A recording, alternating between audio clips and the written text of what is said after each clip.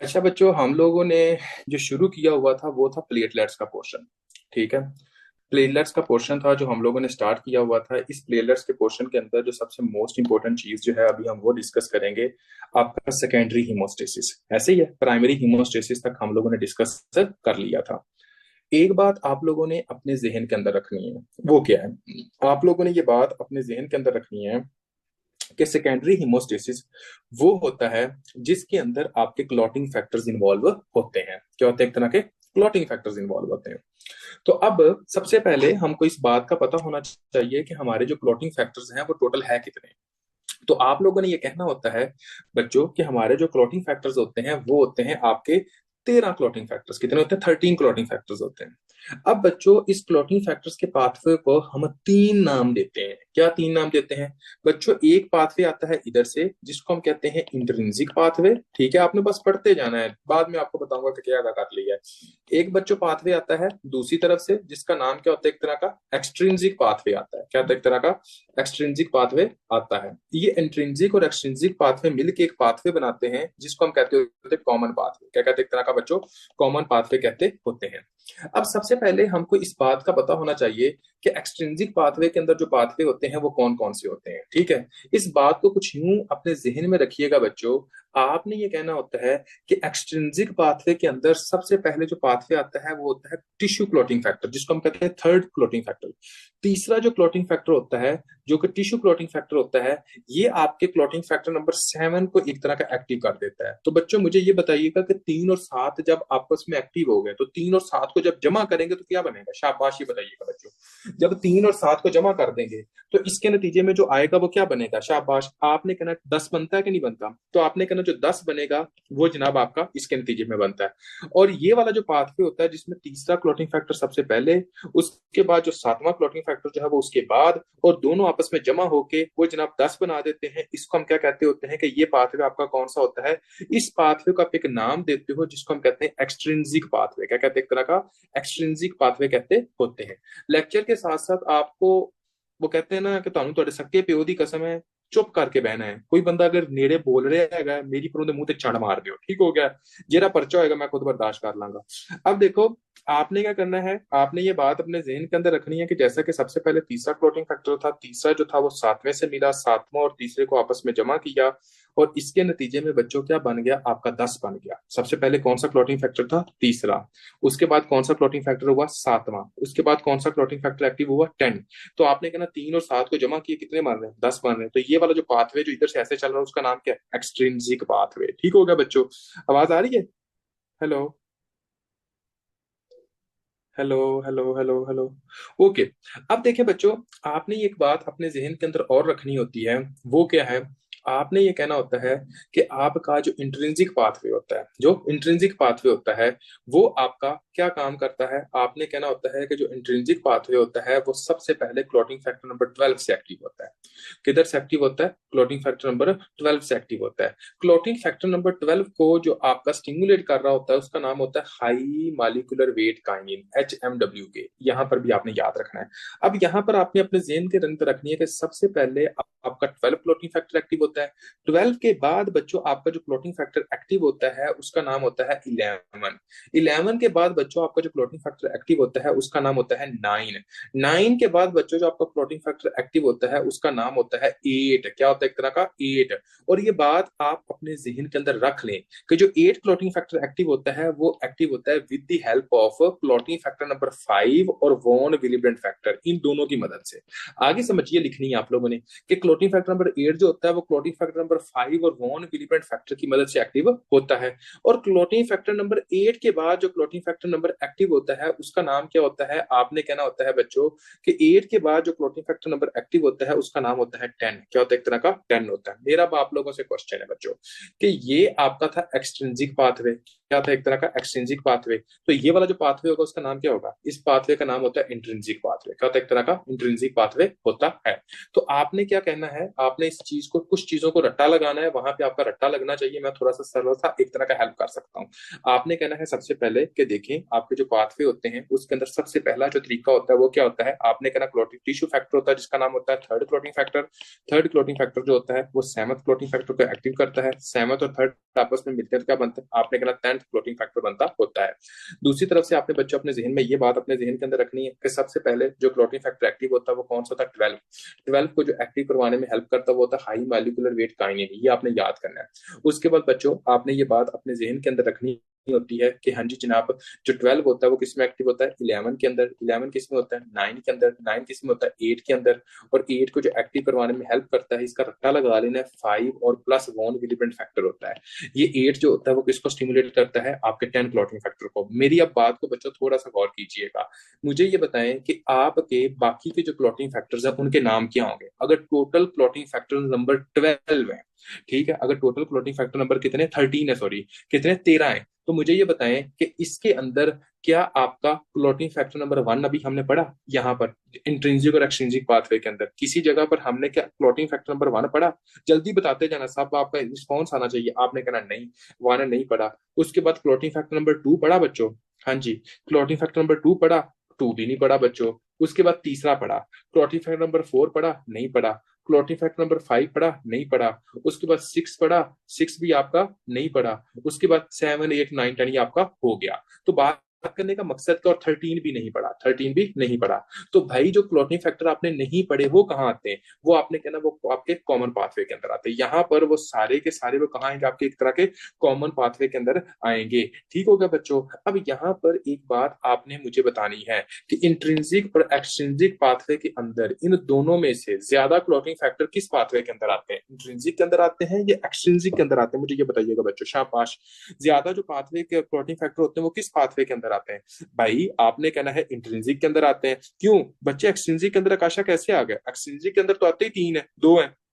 एक आपको पता है कि हाँ जी जनाब क्लोटिंग फैक्टर नंबर 3 आता है, एक 7 आता है, ये दोनों मिलकर आपका 10 बनाते हैं। यहाँ पे 12 11 9 8 10 ये सारे आते हैं जो कि जनाब 10 क्लोटिंग फैक्टर बनाते हैं। तो यहाँ पर आपने अपने जहन के अंदर रखना है कि जो इंट्रिंसिक पाथवे होता है वहां पर क्लोटिंग फैक्टर्स क्या होते हैं, एक तरह के ज्यादा आते हैं।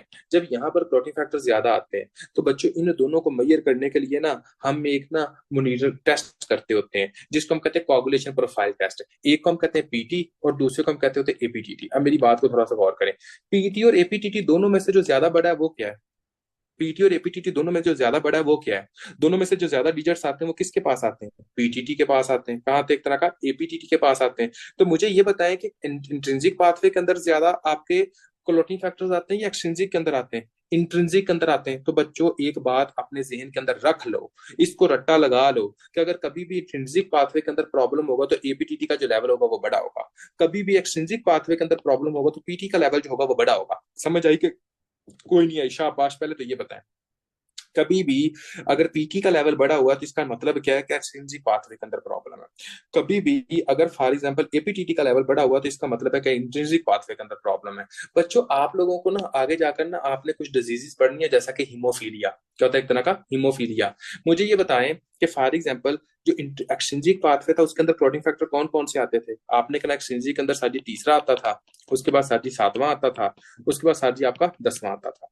और इंट्रिंसिक के अंदर आपने कहना है कि सर जी जो आते थे वो आते थे आपका 12वां, उसके बाद आपका 11वां, उसके बाद आपका मतलब सॉरी 11वां, उसके बाद आपका 9वां, उसके बाद आपका 8वां और उसके बाद आपका 10वां। ठीक है, ये आते थे। उसके बाद अगर आपसे ये कहा जाए बच्चों कि फॉर एग्जांपल कि अगर किसी बंदे के अंदर क्लॉटिंग फैक्टर नंबर 8 की डेफिशिएंसी है, किसकी डेफिशिएंसी, 8 की डेफिशिएंसी है। अगर किसी बंदे के अंदर क्लॉटिंग फैक्टर नंबर 9 की डेफिशिएंसी है, अगर किसी बंदे के अंदर क्लॉटिंग फैक्टर नंबर 11 की डेफिशिएंसी है, तो कौन सा लेवल बड़ा होगा, शाबाश ये बताइएगा जी। 8 9 11 की डेफिशिएंसी अगर इसके अंदर कहा जाए तो वो किसका लेवल बड़ा होगा, तो आपने कहना है इस पेशेंट के अंदर आपका एपीटीटी का लेवल बड़ा होगा। आगे समझ के नहीं आई। तो बच्चों जिस पेशेंट के अंदर क्लॉटिंग फैक्टर नंबर 8 की डेफिशिएंसी होती है ना, इस पेशेंट को हम कहते हैं हीमोफीलिया ए का पेशेंट है। किसका पेशेंट है, आपका हीमोफीलिया ए का पेशेंट है। जिस पेशेंट के अंदर क्लॉटिंग फैक्टर 9 की डेफिशिएंसी होती है ना, उसको हम कहते हैं कि ये हीमोफीलिया बी का पेशेंट है। और जिस पेशेंट के अंदर आपने ये कहना होता है कि क्लॉटिंग फैक्टर नंबर 11 की डेफिशिएंसी होती है ना, उसको हम कहते हैं कि ये हीमोफीलिया सी का पेशेंट है। किसको, आपका हीमोफीलिया सी का पेशेंट है। कोई ऐसा बच्चा जिसको यहाँ तक किसी एक सिंगल पॉइंट की भी समझ नहीं है, बंदा पूछ सकता है, शाबाश एनीवन जी। हाँ जी बच्चों, कोई गाल पल्ले पई, कोई नहीं पई, शाबाश। पहले तो मुझे ये बताएं आ गई है अब देखें कि फॉर एग्जांपल अगर कभी भी एग्जामिनर ये पूछे कि आपके पास एक पेशेंट आता है और उस पेशेंट के अंदर आप ये देखते हो कि क्लोटिंग फैक्टर नंबर 8 की डेफिशिएंसी है, तो वो क्या है? आपने कहना हीमोफीलिया, और उसके अंदर किसका लेवल बढ़ा हुआ है? आपने कहना कि एपीटीटी जो होगा वो एक तरह का रेज होगा। और अगर किसी बंदे के अंदर वो ये कहे कि हाँ जी जनाब एक बंदा है जिसके अंदर क्लोटिंग फैक्टर नंबर 7 की डेफिशिएंसी है, तो इसके अंदर क्या बढ़ा होगा? तो आपने कहना अगर 7 की डेफिशिएंसी है तो भाईजान जिसका लेवल बढ़ा होगा वो जनाब आपका पीटी होगा। वो क्या होगा? एक तरह का आपका पीटी होगा। होप्स आप लोगों को समझ आ गई होगी बच्चों। अब मेरी बात को थोड़ा सा आगे कंटिन्यू करें और आपको लागू पता जाएगा बच्चों कि दूसरी जो चीजें होती हैं वो क्या होती हैं। देखें बच्चों, हम यहाँ पे मूव कर रहे थे, तो यहाँ पर आप लोगों ने एक बात अपने जहन के अंदर रखनी है, जहां पे मैंने कहा कि हाँ जी जनाब अगर किसी बंदे के अंदर हीमोफीलिया ए की डेफिशिएंसी होगी, बी की डेफिशिएंसी होगी, सी की डेफिशिएंसी होगी, क्लोटिंग फैक्टर्स की डेफिशिएंसी होगी, तो ये होता है। अली बाबर बच्चे तुम्हारा माइक ऑन है, क्वेश्चन है तो वो पूछ लो।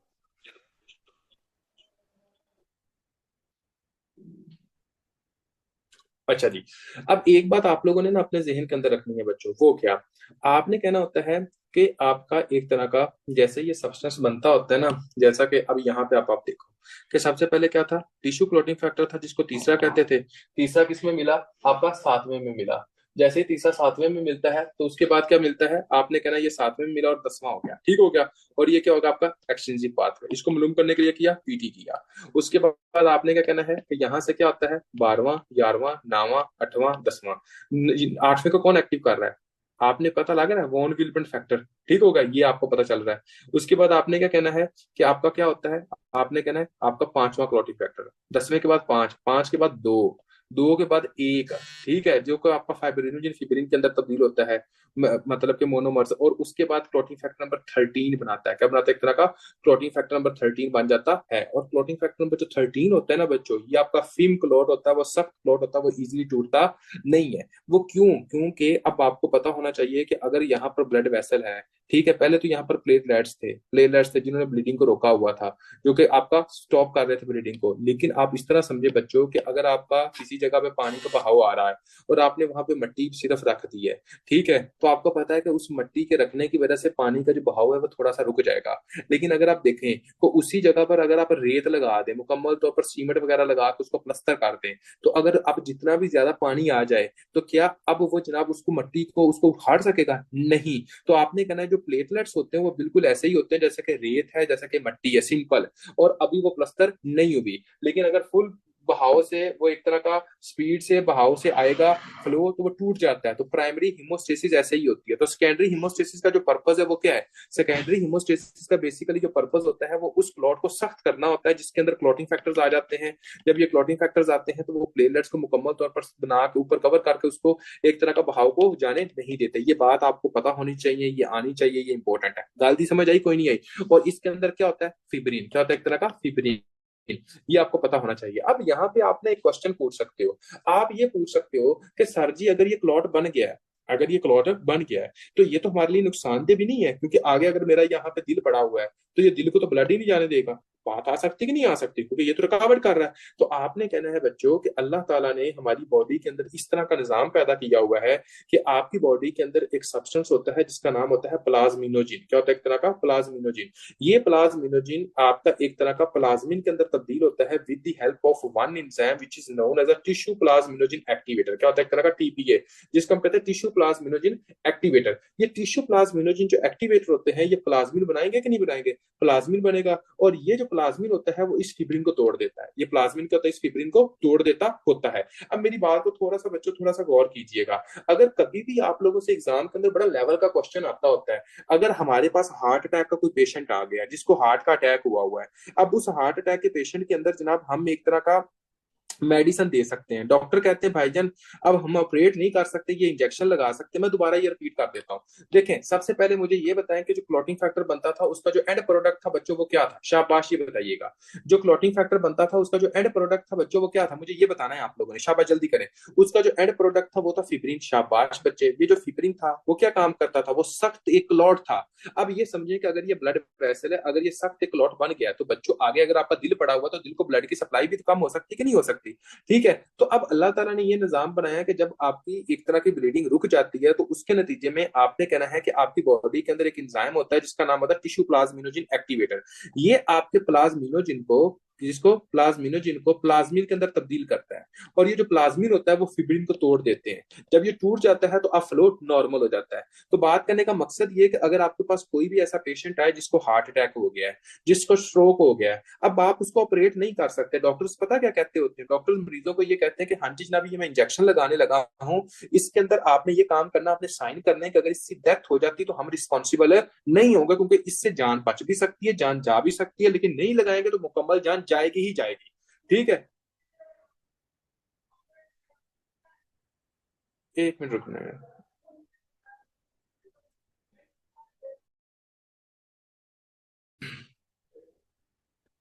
अच्छा बच्चों, सबसे पहले हमने ये कहा था कि फॉर एग्जांपल एक्सट्रिंसिक और इंट्रिंसिक पाथवे से मिलने से क्या बनता है? कॉमन पाथवे बनता है। ठीक है, अब आपने ये कहना है कि कॉमन पाथवे के अंदर क्या होता है? कॉमन पाथवे के अंदर आपने कहना है कि सबसे पहले 10 बना था, 10 के बाद क्या बनता है? 5, उसका आधा कर लिया, अब ये है रट्टा। ठीक है, 5, 5 के बाद आपने कहना दूसरा क्लोटिंग फैक्टर बनता है, दूसरे के बाद आपने कहना पहला बनता है, पहले के बाद आपने कहना 13वां क्लोटिंग फैक्टर बनता है, जिसको हम कहते हैं फिब्रिन। क्या कहते हैं? एक तरह का फिब्रिन कहते होते हैं। फिब्रिन एक तरह का मैश होता है जो कि हार्ड होता है, क्लॉट को सख्त कर देता है। अब ये हार्ड हो गया, सख्त हो गया, ठीक हो गया। अब देखें इसके अंदर आपने क्या कहना होता है कि इसके अंदर आपका टिश्यू प्लाज्मिनोजिन एक्टिवेटर होता है, जो कि प्लाज्मिनोजिन को किसके अंदर तब्दील करता है? प्लाज्मिन के अंदर तब्दील करता है। और ये जो प्लाज्मिन होता है वो जनाब आपका इसको तोड़ता है। अब एग्जाम के अंदर बच्चों पता है क्या क्वेश्चन क्या आता होता है? एग्जाम के अंदर एग्जामिनर ये क्वेश्चन पूछता होता है कि हाँ जी जनाब, कि एक तरह का कौन सी ऐसी ड्रग होती है जो कि प्लाज्मिनोजिन को प्लाज्मिन के अंदर तोड़ने में और टिश्यू प्लाज्मिनोजिन को एक्टिवेट करती होती है? आगे समझ की नहीं? ऐसी कौन सी ड्रग होती है? बच्चे मेरी बात को थोड़ा सा गौर करो, मैं दोबारा रिपीट कर देता हूँ। मैंने कहा कि फॉर एग्जाम्पल कि इसके अंदर क्या होता है कि सबसे पहले आपने ये कहना है कि एक तरह का आपको पता होना चाहिए कि कॉमन पाथवे के अंदर 5। यार 1 मिनट मैं आता।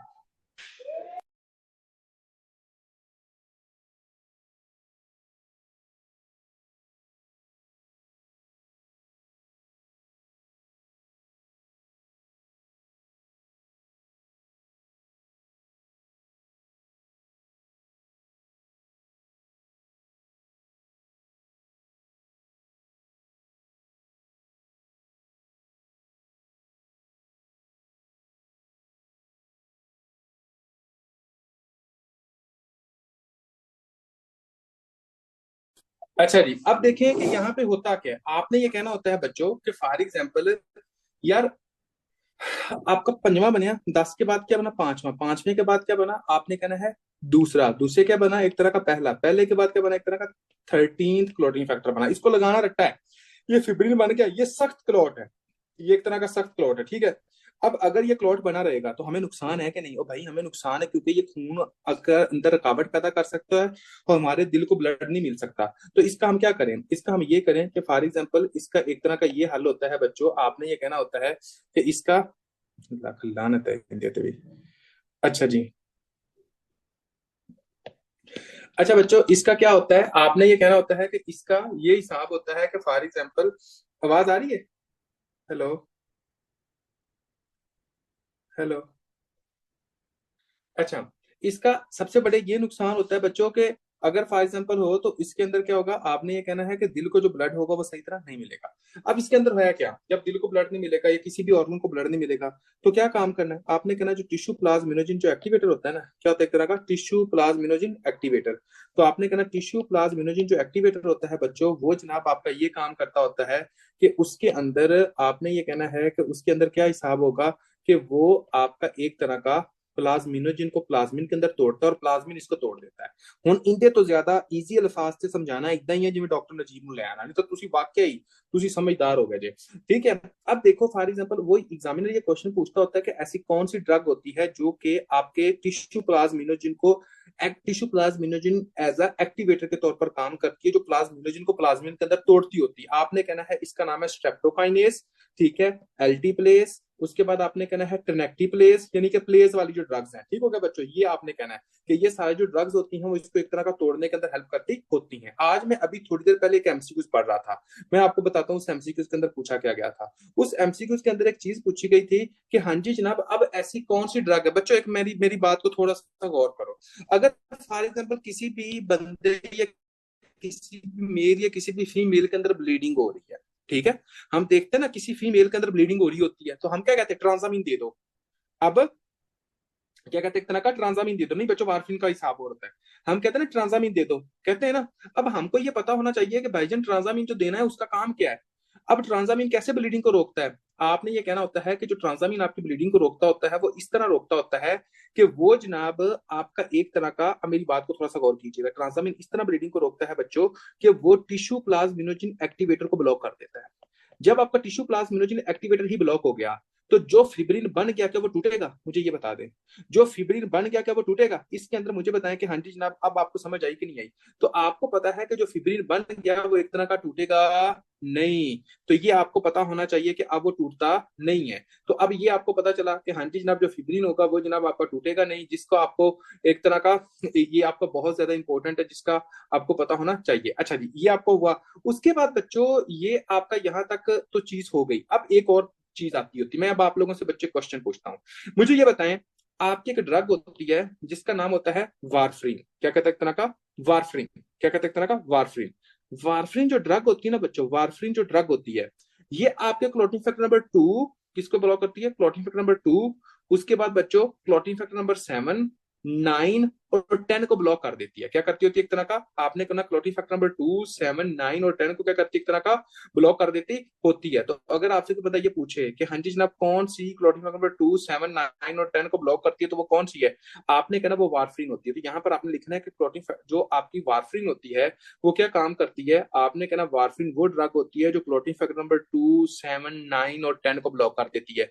मैं अब आप लोगों से क्वेश्चन पूछता हूँ बच्चों, अगर यहाँ पे मैं अब आप लोगों के सामने लिखूं क्लॉटिंग फैक्टर्स के नाम, क्या लिखूं एक तरह के क्लॉटिंग फैक्टर्स के नाम, क्लॉटिंग फैक्टर्स लिखूं, दूसरा भी है, सातवां भी है, नामा भी है, 10वां भी है, मुझे ये बताएं कि इसके अंदर कौन कौन से पाथवे के क्लॉटिंग फैक्टर्स इन्वॉल्व है, 2, 7, 9, उसके बाद ये क्या 10 है। मुझे ये बताएं कि इसके अंदर कौन कौन से क्लॉटिंग फैक्टर्स के पाथवे इन्वॉल्व हो रहे हैं, इंट्रिंसिक और एक्सट्रिंसिक पाथवे, सारे पाथवे इन्वॉल्व हो रहे हैं कि नहीं हो रहे, कैसे। फॉर एग्जाम्पल आप देखें जो 9 क्लॉटिंग फैक्टर्स आता था वो किस पाथवे में आता था, वो भाई इंट्रिंसिक में आता था। जो 7 क्लॉटिंग फैक्टर था वो किस पाथवे के अंदर आता था, भाई 7 क्लॉटिंग फैक्टर्स आपके एक्सट्रिंसिक पाथवे के अंदर आता था।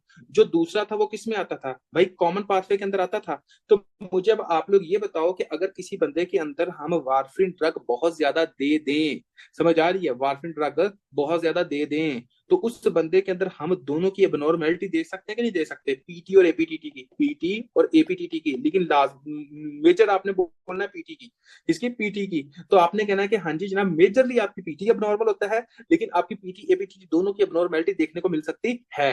लेकिन आपने जब याद करना है वो आपने क्या करना है, आपने कहना है कि हाँ जी जनाब आपने पीटी याद करना है, ठीक होगा, ये आपका नॉर्मल होगा। क्लियर है बच्चों। अब दूसरी बात आप लोगों को पता होनी चाहिए वो क्या है, देखिए बच्चों यहाँ पर जैसा कि हम लोगों ने ये पढ़ा, अब आप लोगों को पता हो गया कि हाँ जी जनाब ये एक तरह का यहाँ पे जो इसको इनहिबिट करता है वो ट्रांजेमिक एसिड है, अमाइनो कैप्रोइक एसिड है। और अगर कभी भी आप लोगों से बच्चा पूछा जाए which of following is antidote of transamine, ये भी एग्जाम के अंदर क्वेश्चन आता होता है कि ट्रांजामीन का जो एंटीडोट है वो क्या है, vitamin K, vitamin K is the antidote of transamine, exam के अंदर क्वेश्चन आता होता है। ठीक है बच्चों, ये भी आपका क्लियर हो गया, ये भी आपका क्लियर हो गया।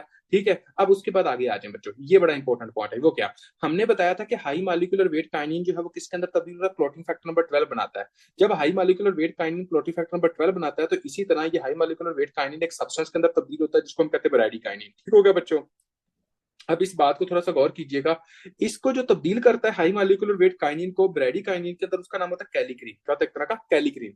अब आप समझे कि हाई मॉलिक्यूलर वेट काइनिन एक तरह का किसमें तब्दील होता है, ब्रैडीकाइनिन के अंदर तब्दील होता है। ठीक है बच्चों, और जो आपका high molecular weight kinin bradykinin के अंदर तब्दील करता होता है, इसके बारे में आपने समझना है कि इसका नाम होता है कैलिक्रीन, क्या कहते हैं एक तरह का कैलिक्रीन होता है। ठीक है, अब आप देखिए कैनिन के अंदर तोड़ता होता था, लेकिन वहां पे एक चीज होती थी जिसका नाम था C1 एस्ट्रेज इनहिबिटर्स।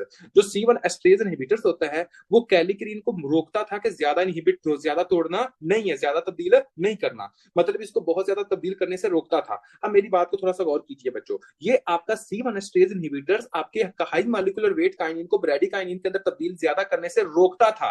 तो अगर किसी बंदे के अंदर C1 एस्ट्रेज एंजाइम की डेफिशिएंसी हो जाएगी, इसकी खत्म हो जाएगी, ये कम हो जाएगा, तो अब मुझे आप लोगों ने आपने बताना क्या क्या आपका कैलिग्रीन को कोई रोक सकेगा? शाबाश। क्या कैलिग्रीन को कोई रोक सकेगा? आपने कहना है कि कैलिग्रीन को कोई भी रोक नहीं सकेगा। जब आपका कैलिग्रीन को नहीं रोक सकेगा तो इसके नतीजे में high molecular weight kinin bradykinin के अंदर मैक्सिमम तब्दील नहीं होगा। जब आपका high molecular weight kinin bradykinin के अंदर मैक्सिमम तब्दील होगा तो ब्रेडिकाइनिन क्या काम करवाता है? वेजोडाइलेशन करवाता है, जिसकी वजह से फ्लूइड आपका ब्लड वेसल से बाहर निकलता है और एडीमा हो जाता है। इसकी वजह से हम एक डिजीज देखते हैं जिसको हम कहते हैं एंजियोडीमा। तो अगर कभी भी एग्जाम के अंदर पूछा जाए कि एंजियोडीमा किस वजह से होता है तो हमने ये कहना होता है कि एंजियोडीमा basically C1 esterase enzyme inhibitor की डेफिशिएंसी की वजह से होता है।